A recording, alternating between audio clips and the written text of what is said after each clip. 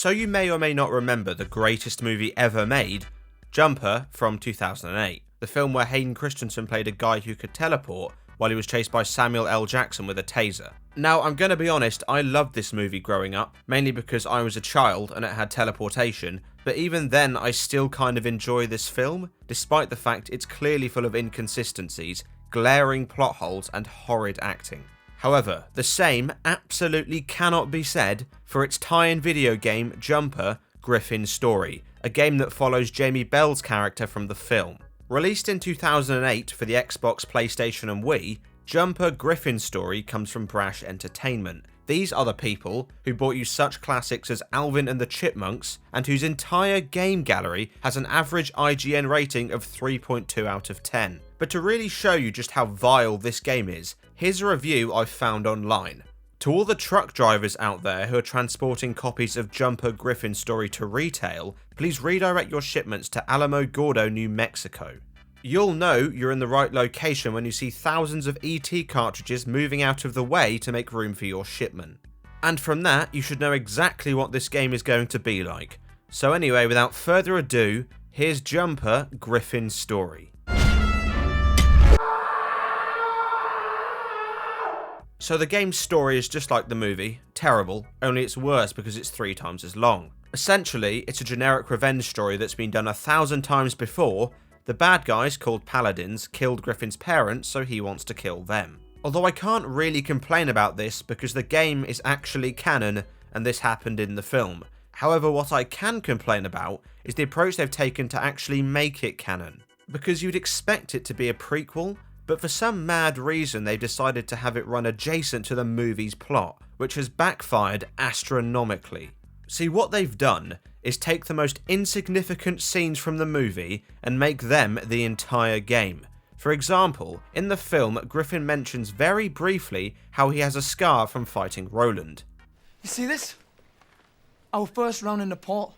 And because of that, there's an entire level dedicated to it. An entire level, and you don't even get to see how he got the scar. Although the best example of this is there's a scene in the film where they use a device that lets them follow jumpers when they teleport. Now this is used literally one time, and Griffin actually explains that the Paladins are an elite organisation that have hunted jumpers for centuries. Paladins have been killing jumpers for years. Way back since medieval times.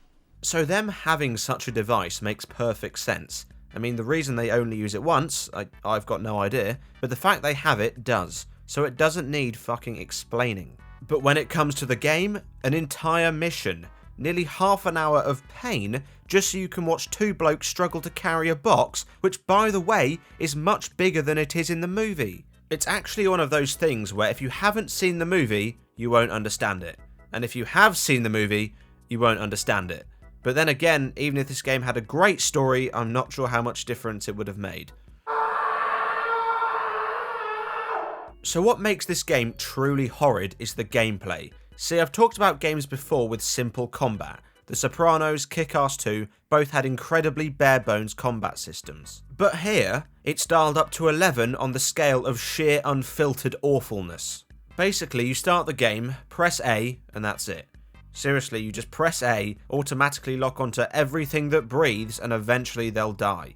And because your basic attacks cause you to teleport, you don't even have to use the analog sticks. In fact, if you have a turbo controller like me, you could just hold down the attack button for 3 hours. I've never seen a combat system this bad. Granted, you do have special attacks, but you can't choose which one you want to use. It's basically a gamble, and most of the time you will lose. I mean, God forbid you get this kick attack, because I swear it does no damage. The enemies shrug it off like a gentle breeze. Also, the game tries to provide a variety of weapons, but all the melee ones function the same, and the special weapons like grenades and the flamethrower, while actually killing anything with them is nearly impossible. The flamethrower does disgustingly small amounts of damage, and is very hard to aim despite the fact it's fire.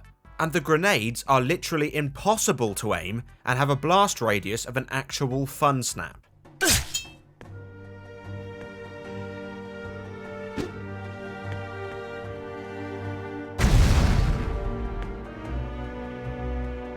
Although by far the worst part about combat is this.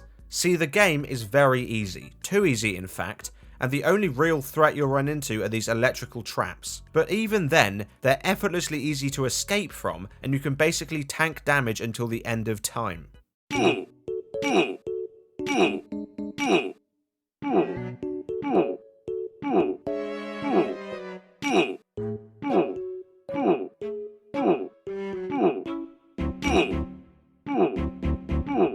So to make sure you don't finish fights too quickly, the game spawns enemies in small groups. And by small, I mean 2 or 3 at a time. And to put this in perspective, some sections have 30 fucking enemies. And this means some sections take over 10 minutes to beat. 10. I'm not joking. The best example of this is an area full of enemies hiding inside shipping containers. Now, in any other game, you'd expect a massive ambush, but no, not in Jumper Griffins Story. Instead, they come out at the very leisurely rate of 3 at a time, and there's 6 containers. Why?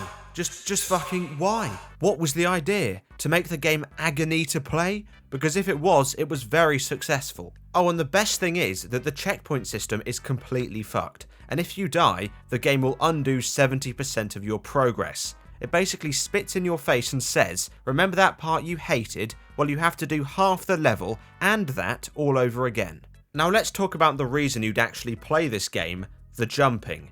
And you'll be surprised to know that it's terrible. Firstly, the jumping is actually far more dangerous to the player because your basic attacks cause you to teleport randomly in every direction, meaning you'll either charge headfirst into someone or fall to your death.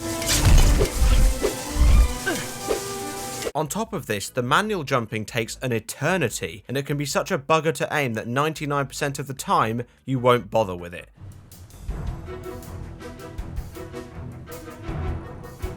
But that's not really an issue, because for a game literally called Jumper, you almost never have to do it. This is such a problem that you forget you can, and it actually wound up killing me.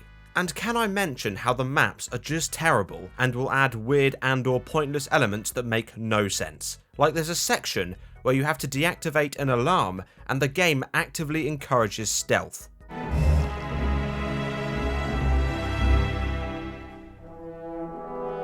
But regardless of if you trigger it or not, people will show up. Like seriously, what's the point? And why on earth do I have to destroy several badly placed satellite dishes to open a wooden door to a fucking maintenance room with a window?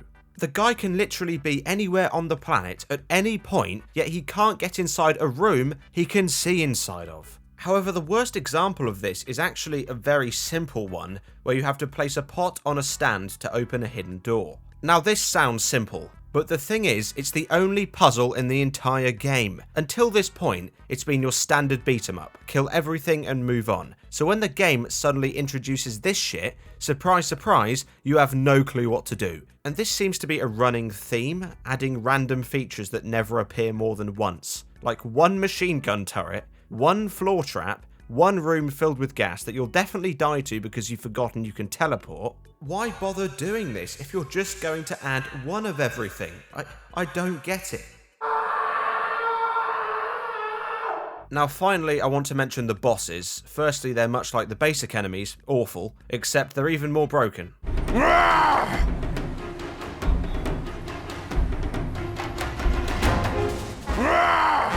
And they spend all their time either getting stuck on the stairs or repeating their dialogue. None of them are a challenge, and the only threats are the egregiously unfair shitboxes. Oh, and the fact that they don't have checkpoints, so if you die, then you will be sent back to the middle of the mission. Anyway, the actual bosses consist of girl with glasses, strong Russian bloke, and samurai man. I don't actually know their names. Genuinely, they only exist because Roland gets dealt with in the film, meaning nothing can happen to him. So they've just shoehorned in some edgy looking villains you know nothing about. Now that doesn't mean you never get to fight Roland, you do, and it's just like the rest of the boss fights, thoroughly unenjoyable. However, there is one thing that makes him stand out among the other bosses.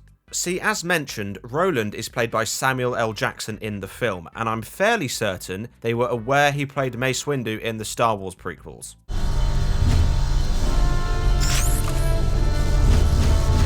That's a fucking Poundland lightsaber fight, and it annoys me because it makes zero sense in context of the film. Nowhere do the paladins use their weapons like this, and it's never even implied that they can. They're more like tasers than anything else, because they literally use electric projectiles to catch jumpers. But somehow he was able to join them together and spin them like a staff. Right, yeah, because that makes sense. Okay, so Jumper Griffins Story is an absolute abomination with zero redeeming qualities whatsoever. And I feel like I'm going to say this a lot, but this would be the worst game I've ever played if Little Britain the video game didn't exist. The way I see it, it can't truly be as awful because it wasn't a bad idea to begin with. Done right, this could have been a good game, or at least a half-decent game, which is something that cannot be said for Little Britain. So as a result, it's going in second place because it's not as offensively bad, but I'd still rather eat nails than ever play this again. So anyway, if you liked the video, feel free to leave a like, comment and subscribe, and I'll see you on the next one.